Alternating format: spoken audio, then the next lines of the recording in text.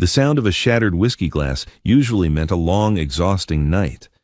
But when the reigning king of the city's criminal underground looked a 24-year-old waitress dead in the eye and sneered, "Think you're tough? Prove it," nobody expected what happened next. Within 3 seconds, the undisputed boss of the Rossi syndicate was flat on his back, gasping for air on a sticky diner floor. It was a single fatal mistake that didn't just bruise a man's ego, it ignited a war. The neon sign of O'Connor's Bar and Grill buzzed with a rhythmic dying hum, casting a sickly red glow over the rain-slicked pavement of the South Side. It was 2:15 a.m. on a Tuesday, the hour when the city's respectable citizens were dead to the world, and the dregs of the underworld crawled out to conduct their business over overpriced steaks and watered-down scotch. Harper Hayes wiped down booth number 4 with a rag that smelled faintly of bleach and stale regrets. She was exhausted. Her blonde hair, normally tied back in a neat professional bun, had started to fray, escaping in damp wisps around her sharp cheekbones. At 24, Harper had eyes that had seen far too much a cold steel gray that belonged to a seasoned veteran rather than a late-shift waitress. She had spent 4 years in the military police, followed by a stint as a Krav Maga instructor, before her honorable discharge, and a string of family tragedies dragged her back to the city to pay off debts she never signed up for. Table 6 needs a wipe, and the VIP room just ordered 3 more bottles of the Macallan, snapped Mr. Henderson, the balding, perpetually sweating manager of O'Connor's. He didn't look at Harper. His eyes were darting nervously toward the back of the restaurant. Harper tossed the rag into a plastic bin. "The VIP room, I thought we closed that down at midnight." "Not tonight," Henderson hissed, wiping his forehead with a handkerchief. "Victor Rossi is here." The name hung in the air like a localized drop in atmospheric pressure. Victor Rossi. He wasn't a relic of the old mafia wearing fedoras and kissing rings. Victor was 32, ruthlessly modern and violently unpredictable. He had taken over the Rossi family operations 2 years ago after his father's sudden heart attack. A heart attack that occurred right after a healthy dose of digitalis, according to the street whispers. Victor dealt in high-end extortion digital racketeering and moving weight through the commercial shipping ports. He was a ghost to the feds and a nightmare to the locals. "Fine," Harper muttered, grabbing a fresh tray. "I'll bring them the bottles." No, let Lily do it," Henderson said quickly, pushing a terrified-looking 19-year-old girl forward. Lily was new, pretty, and shaking like a leaf. They specifically asked for the blonde girl with the nice smile. Harper's jaw tightened. She knew exactly what happened when girls like Lily went into the VIP room with men like Rossi. "Henderson, she's a kid. I'll take the tray." "Harper, don't cause trouble." "I'm not asking," Harper said, her voice dropping an octave. She practically ripped the heavy mahogany tray from Lily's trembling hands. "Go clean the espresso machine, Lily. I've got this." Harper pushed through the heavy oak doors of the VIP lounge. The room was choked with the smell of expensive Cuban cigars and the sharp tang of high-proof liquor. 5 men were arranged around the circular leather booth. 4 of them were human mountains wearing tailored suits that barely concealed the ugly bulges of shoulder holsters. And then there was Victor Rossi. He was leaning back in the center of the booth, nursing a glass of amber liquid. He was striking almost beautiful in a predatory way. Jet black hair, sharp jawline, and a bespoke charcoal suit that cost more than Harper's yearly salary. But his eyes were dead. They were the color of obsidian absorbing light and reflecting nothing.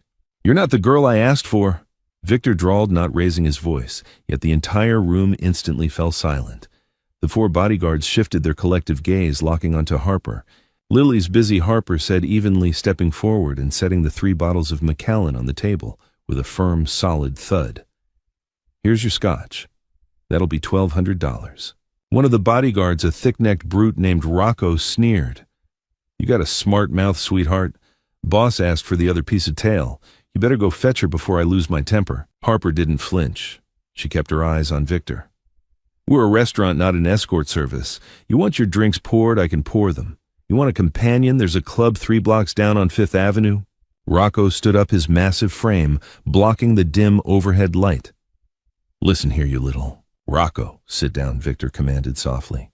Rocco froze, then slowly sank back into the leather cushions, glaring at Harper. Victor leaned forward, placing his elbows on the table. He looked Harper up and down, a cruel, amused smile playing on his lips. "You've got a lot of nerve talking to my men like that," Victor said, his voice a low purr. "Most people in this city know better than to look me in the eye, let alone give me lip. You think you're tough working the night shift in a dump like this. You think you've seen the worst the world has to offer." Harper crossed her arms, shifting her weight. "I've seen enough to know a bully when I see one." The room sucked in a collective breath. Rocco reached inside his jacket. Victor laughed. It was a cold, harsh sound. He stood up slowly, towering over Harper by a good 6 inches. He stepped around the table, invading her personal space. She could smell the mint on his breath and the gunpowder residue clinging to his jacket. "A bully," Victor repeated, savoring the word. He reached out and aggressively flicked the name tag pinned to her apron. "Harper." "Well, Harper, I don't like your tone. In fact, I think you need to get on your knees and apologize to Rocco for your disrespect." "I'm not apologizing to anyone," Harper said, her voice dropping to a dangerous whisper.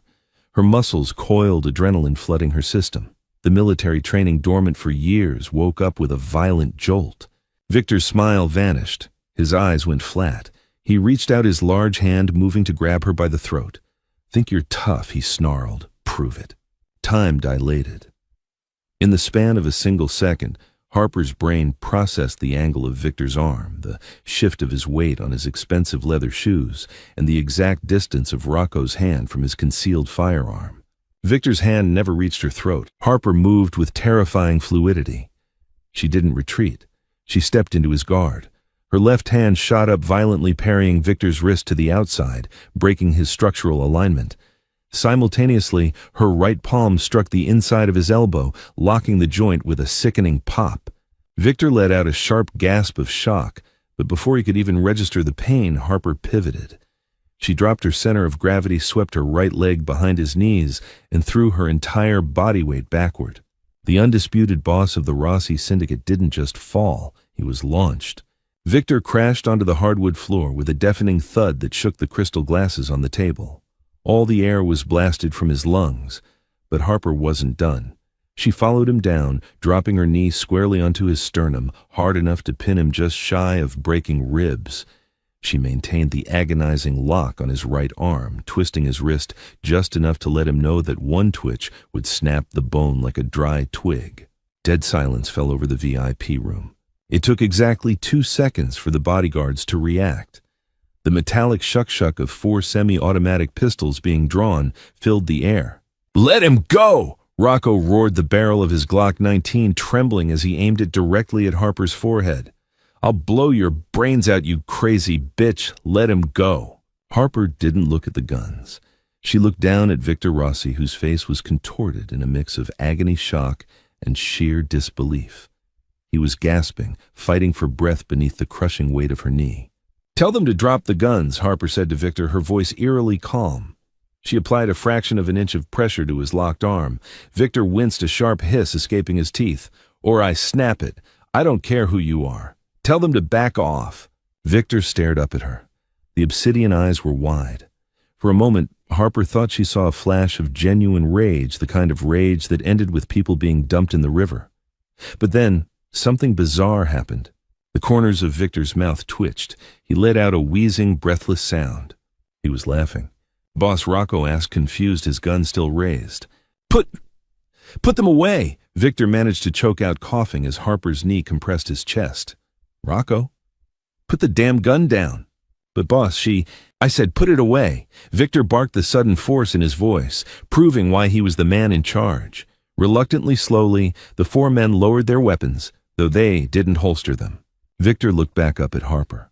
The murderous intent had vanished, replaced by a burning, intense curiosity. "You gonna let me up, Harper? Are you gonna behave?" she shot back.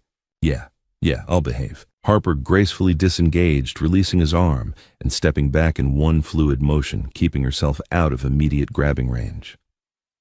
Victor sat up slowly, rubbing his elbow and massaging his chest. He didn't look angry. He looked entirely fascinated.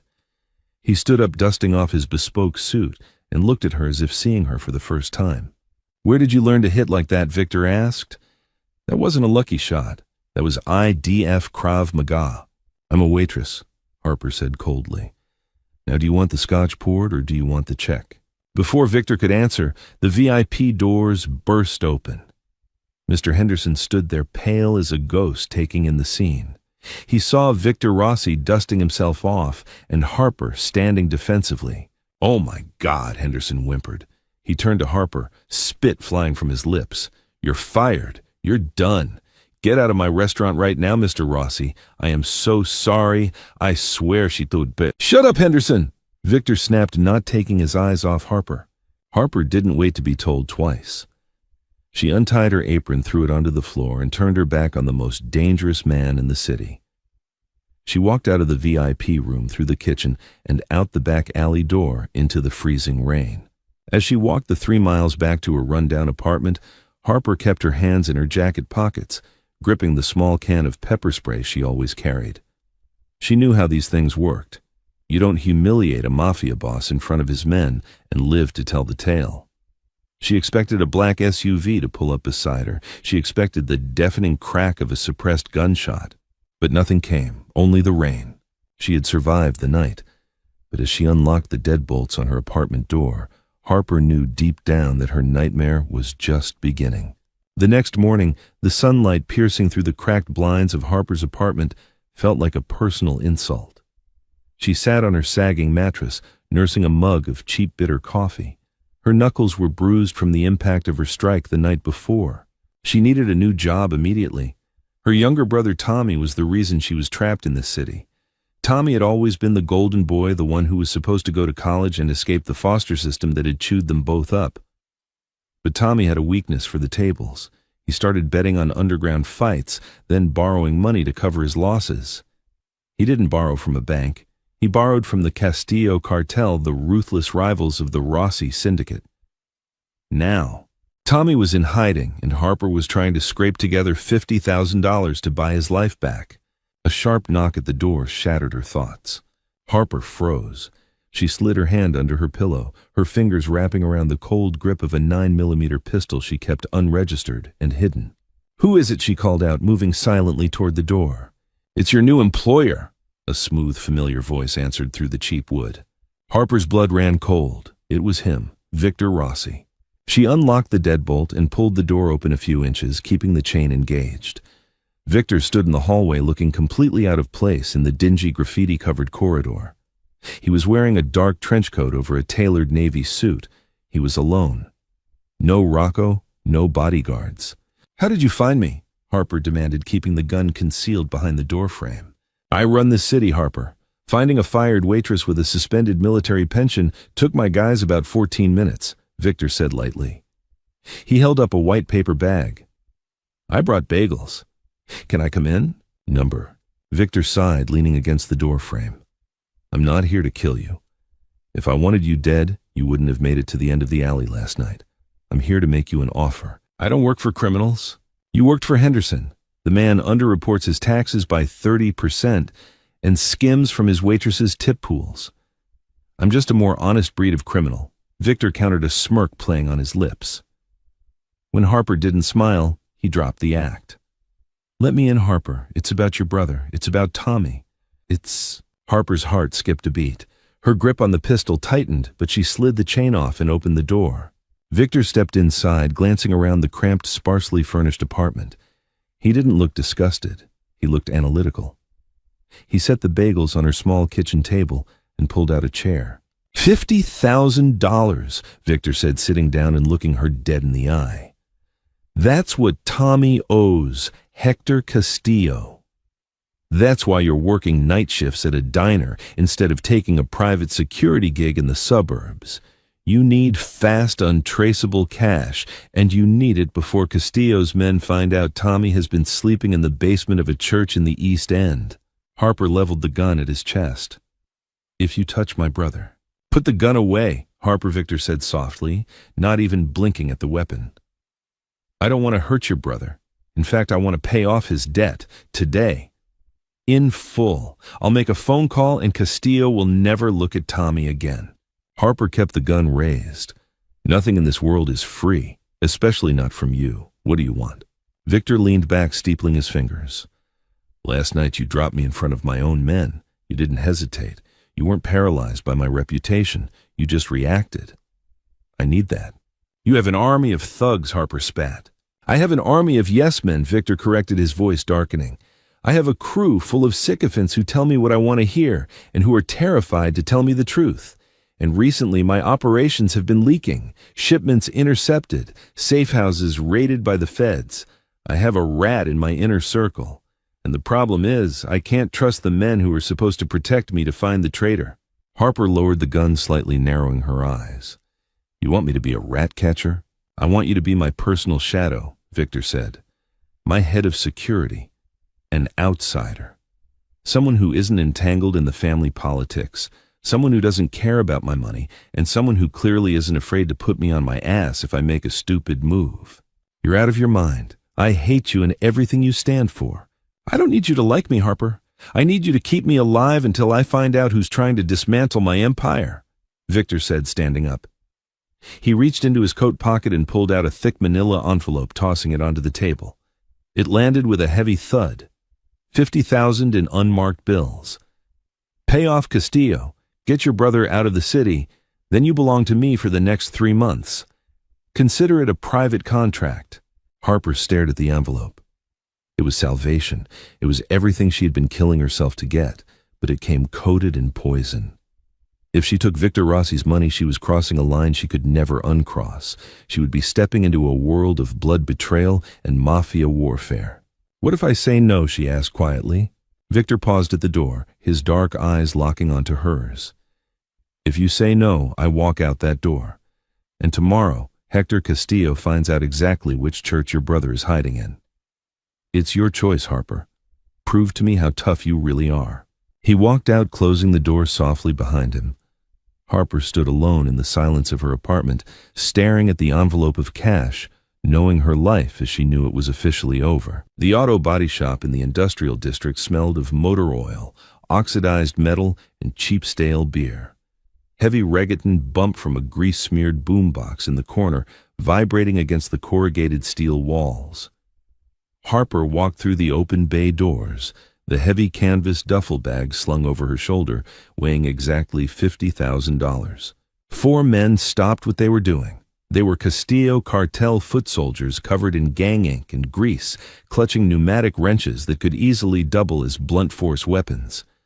From the back office, an older man with a heavily scarred neck and a crisp white guayabera shirt stepped out. This was Mateo Vargas, Hector Castillo's top lieutenant. You're a long way from the south side, gringa, Mateo said, a gold tooth flashing in the dim light. Tommy didn't have the stones to come himself. Tommy is gone, Harper said flatly. She unzipped the duffel and dumped the banded stacks of unmarked hundreds onto a rolling tool cart. 50 grand, count it. Then I want the ledger showing his debt is cleared. Mateo laughed, a dry, rattling sound. He gestured to one of his men, who stepped forward and began flipping through the stacks with practiced efficiency. You got a lot of nerve, little girl. Where does a waitress get this kind of weight? I took out a loan. Harper set her face an unreadable mask. Her eyes scanned the room, noting the exits, the blind spots, and the fact that the man closest to the door had a bulge at his waistline that clearly wasn't a wrench. The count is good, boss, the soldier muttered, nodding to Mateo. Mateo pulled a small leather-bound notebook from his chest pocket, flipped to a page with Tommy's name scratched in red ink, and drew a thick black line through it. He ripped the page out and handed it to Harper. Your brother is clear, but if he sits at another one of our tables, we take his hands before we ask for the buy-in. Understood, Harper said. She took the paper, turned on her heel, and walked out without another word. She didn't let her guard down until she was 3 blocks away, blending into the morning pedestrian traffic. 2 hours later, Harper stood at the Greyhound bus terminal watching Tommy board a bus headed for Seattle. He looked thin, terrified, and exhausted. Harper, I'm sorry, Tommy choked out, hugging her tightly. I'll pay you back, I swear, every dime. Don't worry about the money, Tommy, Harper said, gripping his shoulders. Just stay clean, get a job, do not call me, and do not come back to this city, ever. Do you understand? Tommy nodded, tears pooling in his eyes. He boarded the bus and Harper stood in the exhaust fumes until the vehicle disappeared onto the interstate. She was entirely alone now, and she belonged to Victor Rossi. The Rossi estate was a sprawling fortress tucked away in the wealthy enclaves of the North Hills. High wrought iron gates, infrared perimeter cameras, and roving patrols of men with earpieces made it clear this wasn't just a home. It was a command center. When the cab dropped Harper off at the front gates, Rocco was waiting. The hulking bodyguard looked her up and down, his lip curling into a sneer. He hadn't forgotten the diner. "Boss is waiting," Rocco grunted, buzzing her through the pedestrian gate. "Don't think because you got a lucky trip on him last night that you belong here, sweetheart. This is a man's game." "Then why are you playing it, Rocco?" Harper shot back without missing a beat. Rocco's face turned violently red, but he kept his mouth shut, leading her up the cobblestone driveway to the massive oak double doors of the manor. Inside the house was a masterclass in modern cold luxury. Dark hardwood floors, minimalist leather furniture, and abstract art that cost more than a small island. Rocco led her to a pair of frosted glass doors that opened into Victor's private office. Victor was seated behind a massive mahogany desk, flanked by two men Harper hadn't met yet. One was in his late 40s, wearing wire-rimmed glasses and a sharp gray suit. He had the calculating, bloodless look of an accountant.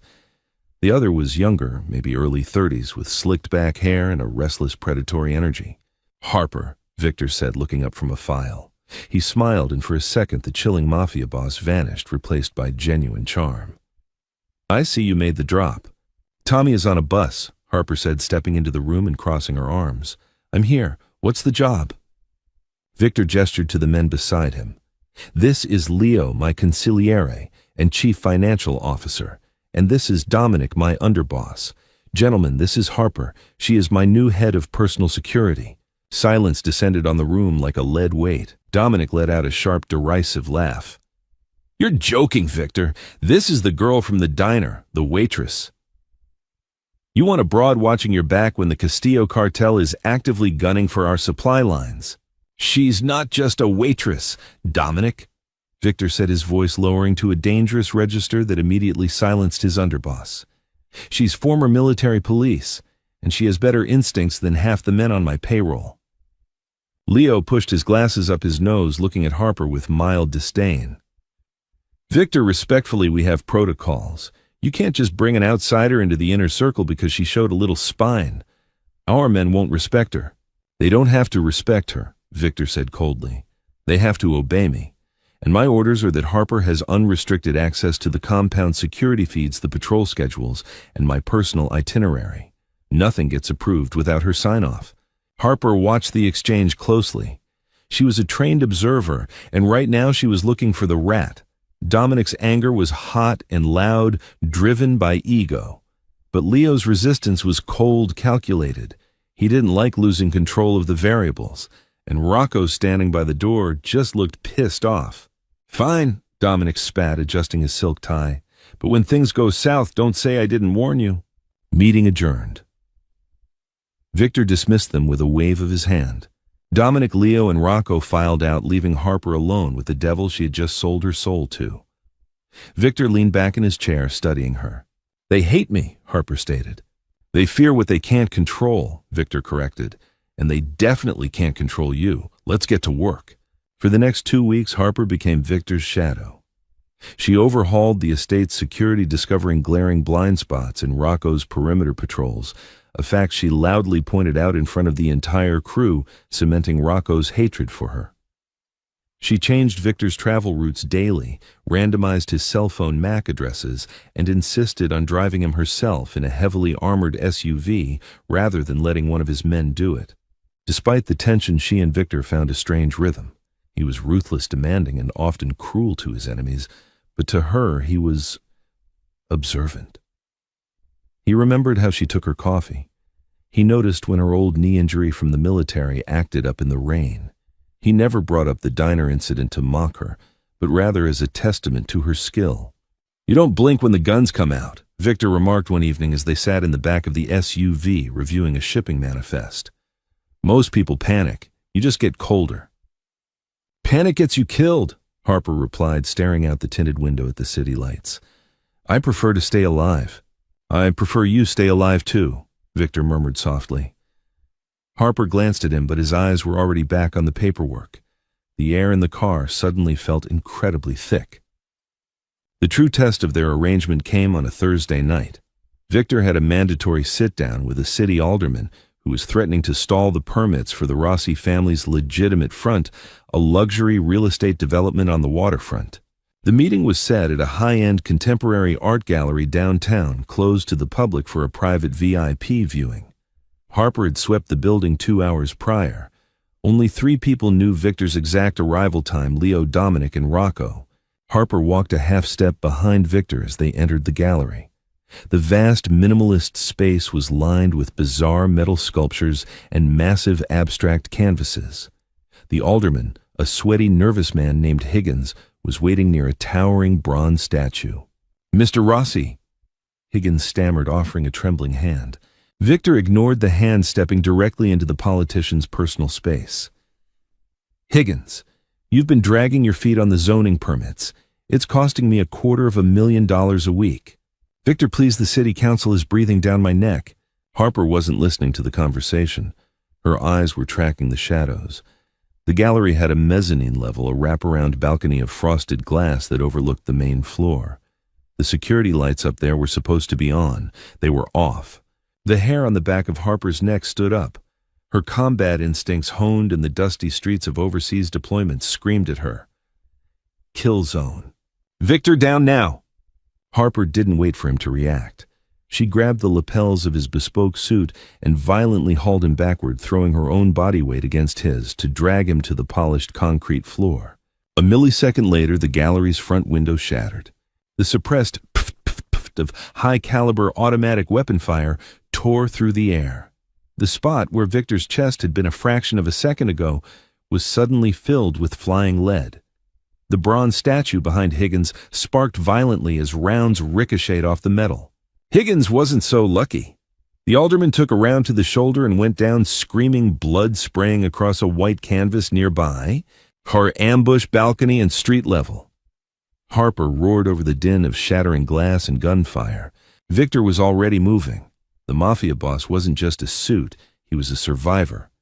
He rolled behind the massive pedestal of the bronze statue, drawing a compact Sig Sauer from his shoulder holster. "How many?" Victor yelled, his eyes wide, adrenaline flooding his system. "2 shooters up top, at least 2 outside," Harper barked. She drew her 9mm, her mind instantly shifting into tactical geometry. The pedestal was thick enough to stop the rounds, but they were pinned. The shooters on the mezzanine had the high ground. If they moved to the stairs, they would flank them. Ting, ting, ting. Rounds chewed into the concrete inches from Harper's boots.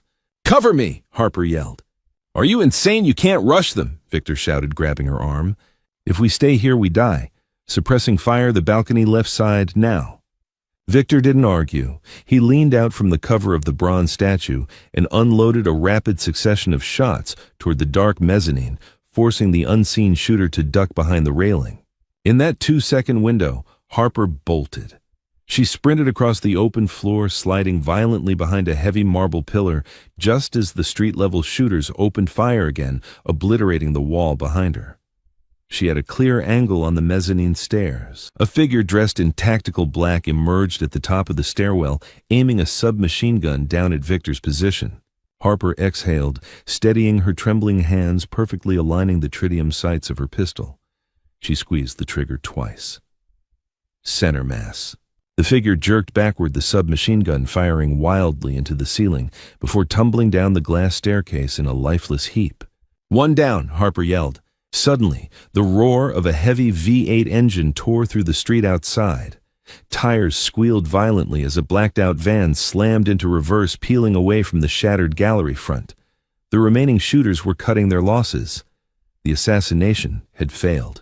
Silence slammed back into the gallery, broken only by the whimpering of the bleeding alderman and the hiss of a ruptured water pipe.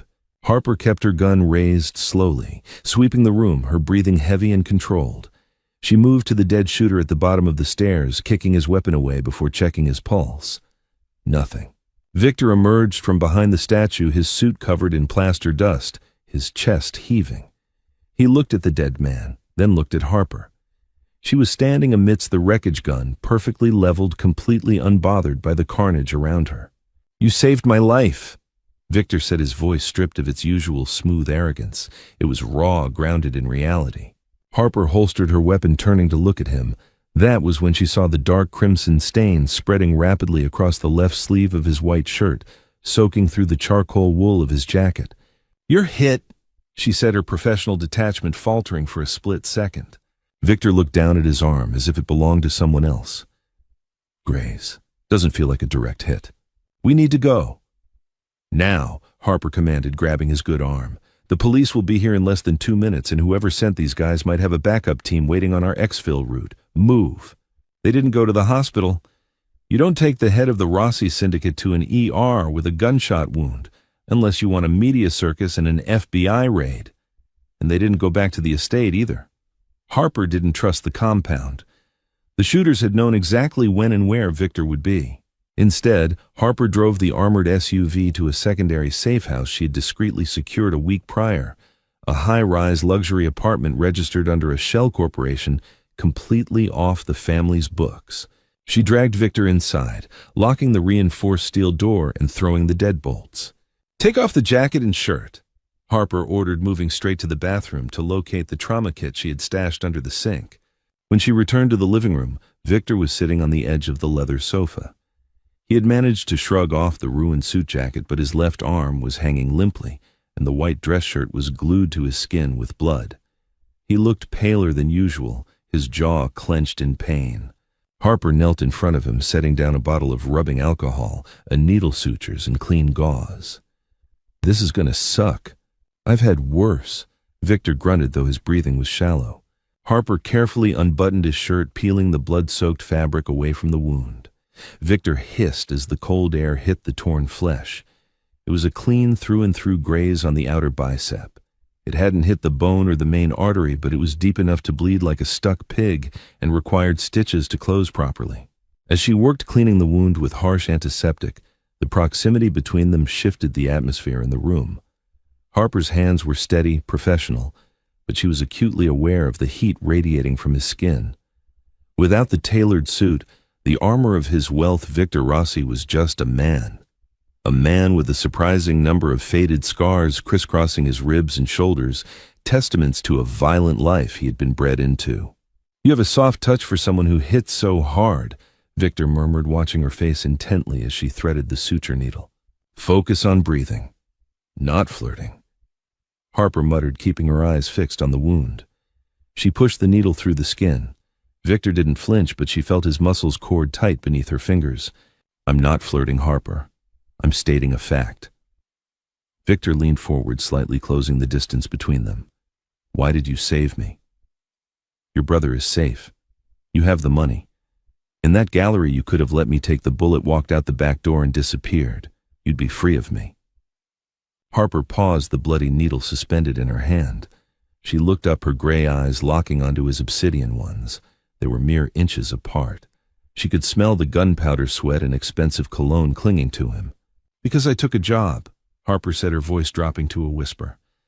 "And I don't leave jobs half-finished. Besides, if you die, whoever takes over the family might decide to track down Tommy just to tie up loose ends. Keeping you breathing keeps him safe." "Is that the only reason?" Victor challenged softly, his gaze dropping to her lips for a fraction of a second before meeting her eyes again. Harper swallowed hard, forcefully ignoring the sudden flutter in her chest. She had survived war zones. She wasn't going to be undone by a mobster with a nice jawline and a flesh wound. Yes, she lied smoothly, pulling the final stitch tight and snipping the thread. "You're all closed up."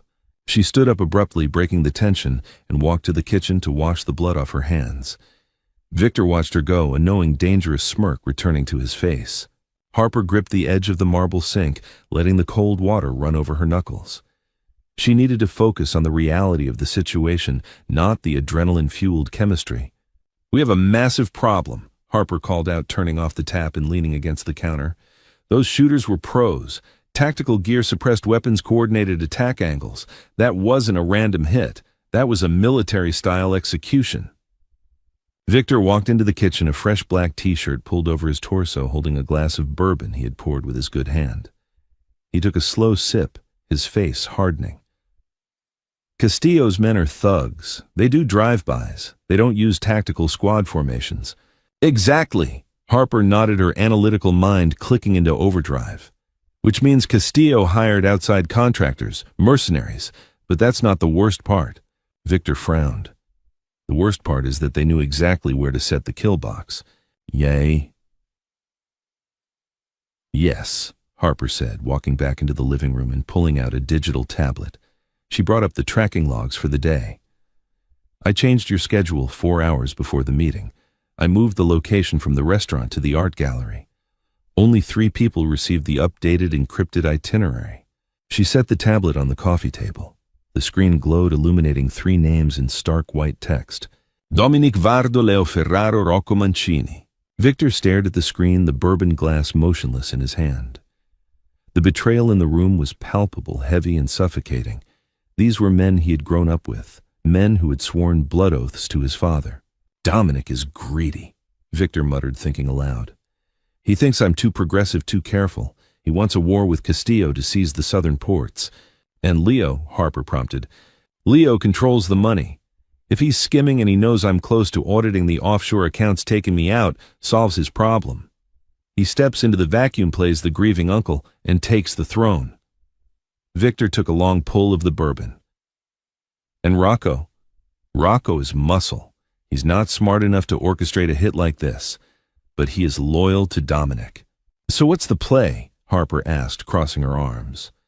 We can't just interrogate them. If we spook the rat, they'll go underground, or worse, they'll call in a second hit squad. Victor set his glass down. The vulnerability she had seen in the bathroom was entirely gone, replaced by the chilling, calculating predator she had met in the diner. We don't interrogate them, Victor said softly, a dark smile spreading across his face. We feed them. We're going to set a trap, Harper. We give each of them a different piece of critical information regarding a fake shipment of weapons moving through the docks tomorrow night, and we wait to see which location Castillo's mercenaries hit. Harper nodded slowly, recognizing the brilliance and the danger of the plan. A classic mole hunt, but if they hit the docks, we'll need a strike team ready to capture one of the mercenaries alive. We need proof to link them back to the traitor. You're going to lead that strike team, Victor stated. It wasn't a question. Me. Harper raised an eyebrow. Your men won't take orders from me in a firefight. Rocco will probably shoot me in the back himself. They'll take orders from you, Victor said, stepping closer to her, his voice dropping an octave. Because as of tomorrow morning, I'm announcing to the inner circle that you are no longer just my head of security. Harper frowned, confused. Then what am I? Victor reached out his uninjured arm, wrapping gently but firmly around her waist, pulling her flush against his chest. The move was so sudden, so smooth, she didn't have time to react. He leaned down, his lips brushing against her ear, sending an involuntary shiver down her spine. You're my fiancé, Victor whispered. Harper shoved her hands against Victor's chest, breaking the embrace and stepping back. Her heart was hammering against her ribs, a violent drumbeat that had nothing to do with the adrenaline of the shootout and everything to do with the man standing in front of her. Have you lost your mind? Harper demanded, her voice razor sharp. A fiancé. That's not a tactical cover, Victor. That's a death sentence. You're painting a massive target on my back for Castillo, and your men will see right through it. Victor remained perfectly still, the dark amusement fading from his eyes, replaced by cold, hard pragmatism. They won't see through it because I don't give them a choice. In my world, Harper blood and marriage are the only currencies that buy absolute loyalty. If you walk into that warehouse tomorrow night as a hired bodyguard, Rocco and his crew will leave you to take the bullets. But if you walk in wearing my ring as the future matriarch of the Rossi Syndicate, they will die before they let a single scratch touch you. It's the code. Harper paced the length of the living room, running a hand through her disheveled blonde hair. The logic was sickeningly sound. The Mafia operated on archaic rules of honor and hierarchy. A bodyguard was expendable. A wife was sacred. This is insane, she muttered, stopping to glare at him. And what happens when the rat is dead? What happens when my 3 months are up? Then we have a very public, very amicable breakup, Victor said smoothly. He walked over to a steel wall safe hidden behind a framed abstract painting. He punched in a 6-digit code and pulled open the heavy door. Reaching inside, he retrieved a small faded velvet box. But until then, we sell the lie. Completely. He walked back to her and flipped the box open. Nestled in the black velvet was a breathtaking emerald-cut diamond ring flanked by dual sapphires. It was antique-heavy and practically radiated old money and bloodlines.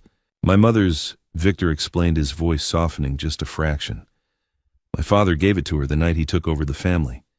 It's been in that safe for 10 years. He took the ring out and reached for Harper's left hand. She hesitated, her fingers trembling slightly. Taking this ring meant stepping entirely out of her own life and into his. But she remembered the hollow, terrified look in her brother Tommy's eyes before he boarded the Greyhound bus. She had to finish this. She slipped her hand into Victor's. His thumb brushed over her knuckles as he slid the cold platinum band onto her ring finger. It was a perfect fit. From this second forward, Harper. Victor whispered, his eyes locking onto hers. You are mine. You don't flinch. You don't hesitate. You own every room you walk into. At 9 a.m. the next morning, the heavy mahogany doors of Victor's office at the estate swung open. Dominic Vardoleo Ferraro and Rocco Mancini stood around the massive desk, their faces tight with tension after the failed assassination attempt at the gallery. Victor sat behind the desk, his left arm resting carefully on the armrest to hide the fresh stitches. Harper stood to his right, wearing a tailored black blazer and a crisp white blouse, her posture immaculate, radiating the quiet lethality of a coiled viper. The diamond on her left hand caught the morning light, casting fractured rainbows across the dark wood of the desk. Leo noticed it first. The consigliere's eyes darted from the ring to Victor's face, his jaw tightening.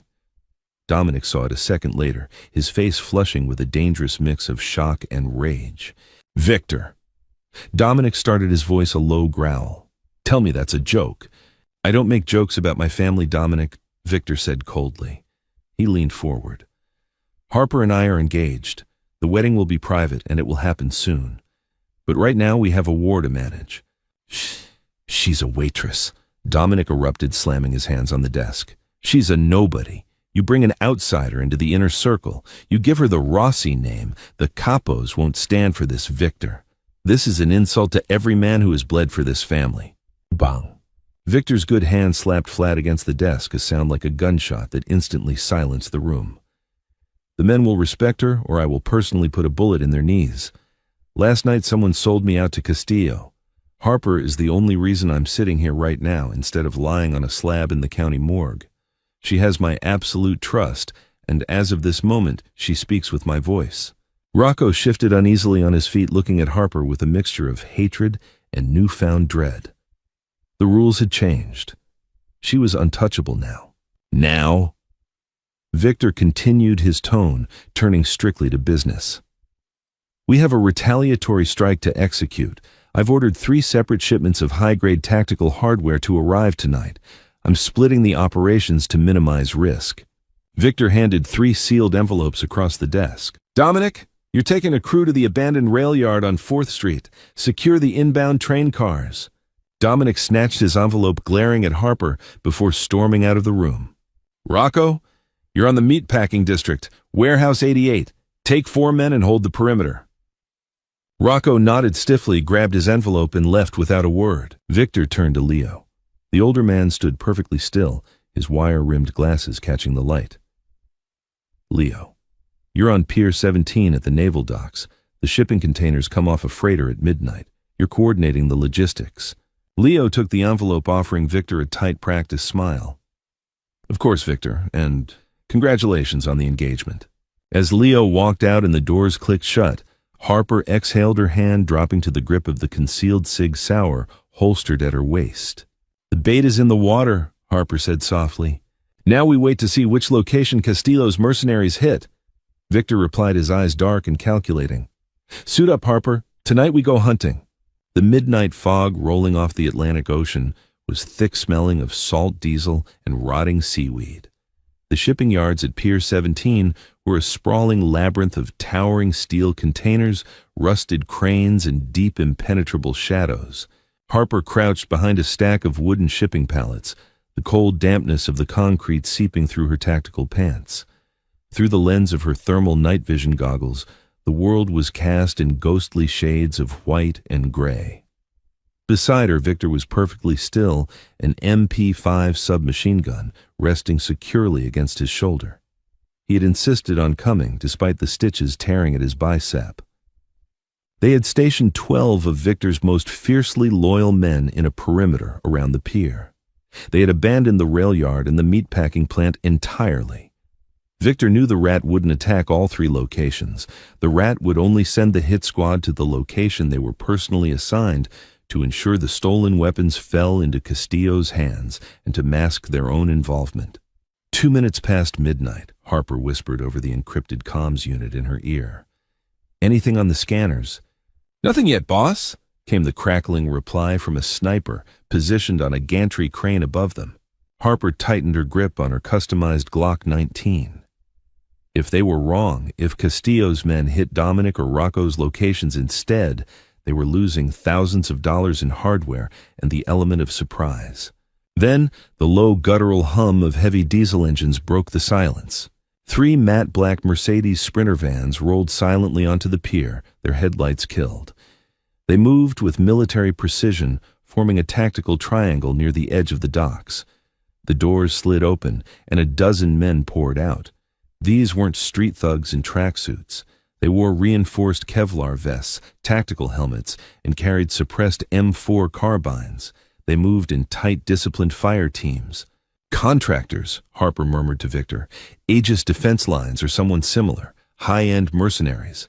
"They hit Pier 17, Victor said, his voice dropping to a lethal whisper. "It's Leo, that son of a bitch. Leo Ferraro, the accountant, the man who had managed the Rossi family's finances for 15 years. He had sold them out. Hold fire until they enter the kill zone," Harper commanded through the comms, taking full control of the operation. Her heart rate slowed. The chaos of the diner was gone, replaced by the icy calm of a soldier back in her element. "Wait for my mark." The mercenaries stacked up against the row of shipping containers where the fake weapons cache was supposed to be. The lead man, a massive operator with a scar across his jaw, held up a hand signaling his team to breach. "Mark," Harper said softly. All hell broke loose. High-intensity halogen floodlights mounted by Harper's team, hours earlier, slammed on blinding the night vision-equipped mercenaries. "Execute!" Harper roared. The sniper on the crane fired first. A high-caliber round took out the engine block of the lead van, effectively trapping the mercenaries on the pier. Victor's men opened up from 3 sides a deafening crossfire of automatic weapons that chewed through the steel containers and concrete. The mercenaries were good immediately returning fire and dropping 2 of Rossi's men, but they were caught in a fatal bottleneck. Harper didn't stay behind cover. She moved like a shadow, flanking the far right side of the formation.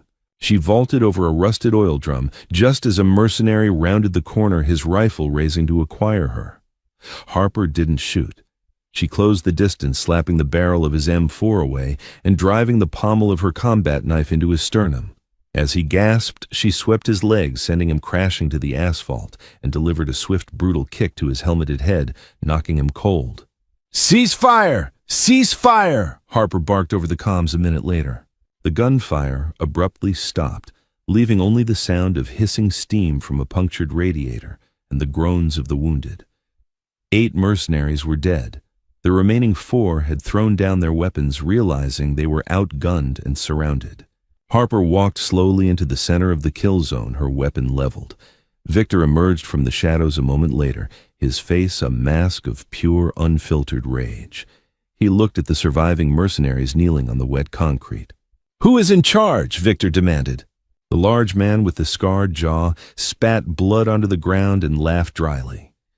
"We don't talk to mobsters." Harper stepped forward. She didn't yell. She didn't make a threat. She calmly holstered her pistol, drew her combat knife, and drove it an inch deep into the meaty part of the mercenary's thigh. The man screamed a raw, guttural sound of agony. "You're not a prisoner of war, and I'm not a cop." Harper said, her voice entirely deadpan. She twisted the blade just a millimeter. "You are an illegal contractor caught operating on private property. I will bleed you out right here, and your company will disavow you by morning. Who hired you?" The mercenary gasped, his eyes wide with shock at the waitress-turned interrogator. He looked at Victor, then back at Harper's ice-cold eyes. "The accountant," the man choked out, clutching his bleeding leg. "A guy named Ferraro. He paid us $2 million in offshore crypto to take out Rossi at the gallery and seize the weapons tonight. That's all I know, I swear to God." Victor let out a slow, terrifying breath. He looked at Harper, the diamond ring on her hand gleaming under the harsh floodlights. "Bag them!" Victor ordered his men, gesturing to the surviving mercenaries. "And get the cars ready. We have a house to clean." The Rossi estate was completely silent when Victor's armored SUV smashed through the front gates at 2 a.m. They didn't bother buzzing in. Harper and Victor stormed through the front doors, flanked by 6 armed men. They bypassed the grand staircase and headed straight for the east wing, Leo Ferraro's private quarters. Victor kicked the heavy oak door open with enough force to splinter the frame. Leo was awake. He was standing by a massive marble fireplace, fully dressed in a tailored suit, packing a leather briefcase with stacks of cash-encrypted hard drives and forged passports. He froze as the door shattered, looking up to see Victor Rossi staring at him with the eyes of a dead man.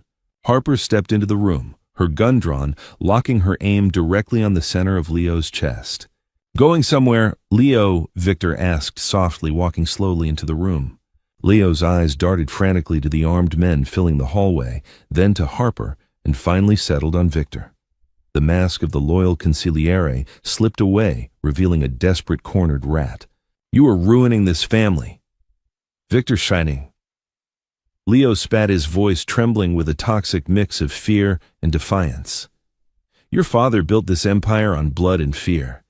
You're obsessed with legitimacy. Real estate, stock portfolios, you're soft. You let a blonde waitress make a fool of you in front of your own men, and then you put your mother's ring on her finger. The families in New York were laughing at us. I had to make a move to protect the syndicate.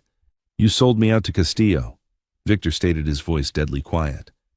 "You allied with the very cartel that killed my uncle. You didn't do it for the family, Leo. You did it for the throne." "I did what had to be done," Leo yelled, stepping back toward the fireplace. "You're weak, Victor." "I'm not weak," Victor said. "I'm just evolved." Suddenly, Leo's hand snapped behind his back, reaching into the hidden compartment of his briefcase.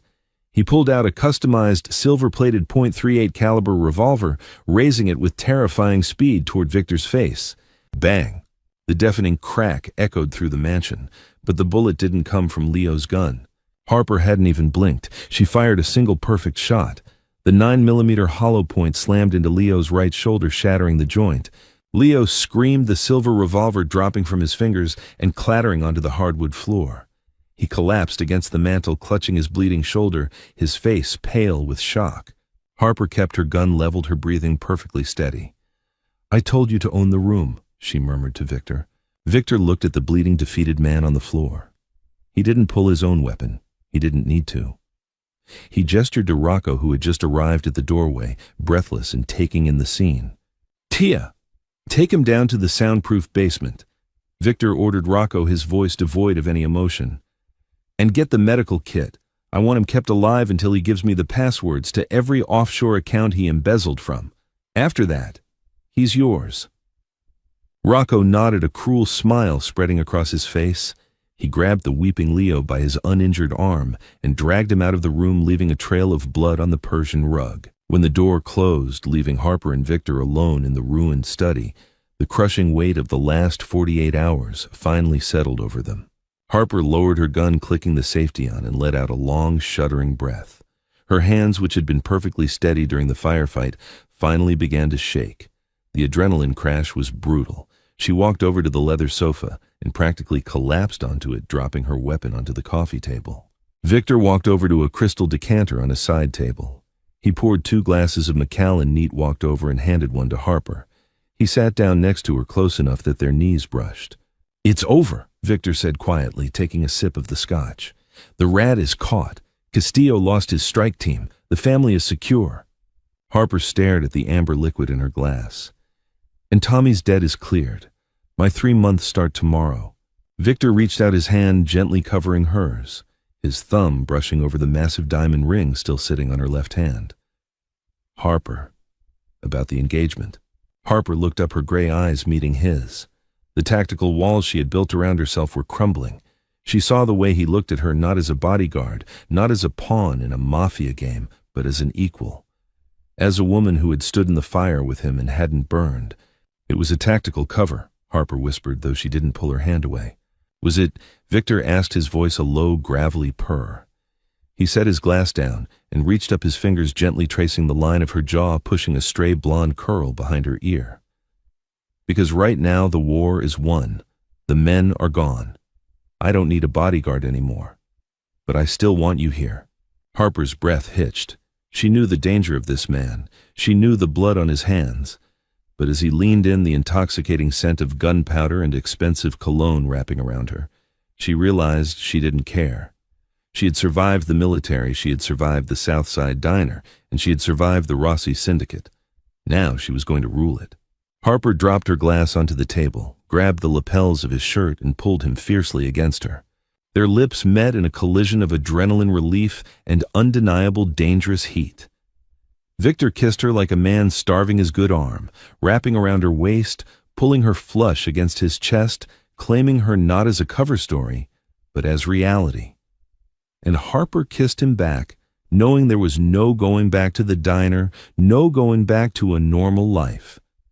She was the queen of the underworld now, and she had just proved exactly how tough she was.